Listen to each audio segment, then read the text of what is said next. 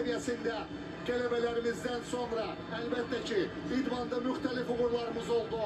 Müxtəlif böyüdülməyəsi, liqasının asılı olmayaraq uğurlarımız çox oldu. Amma sırf futbolda, mini futbol olsa belə dünya çempionu olmağımız həqiqətən də çox dəyərlidir. Sizə çox təşəkkür edirik. Necə ki, bu tərəfdarlar Azərbaycanda bu görüşü izləyən hər kəs sizə minnətdardır.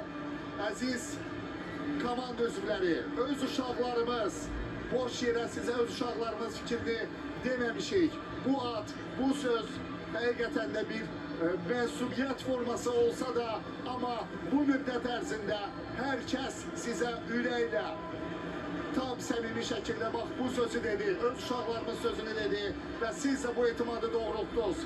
Hər kəsə təşəkkür düşür. Azərbaycan Mini Futbol Federasiyasına, komandamızın məşqçilər qrupuna, mən istərdim futbolçuların adını bir-bir çəkim yenidən. Dünya çempionları, dünyanın ən güclü oyuncularının adını çəkirəm. Diqqətlə qulaq asın, xahiş edirəm.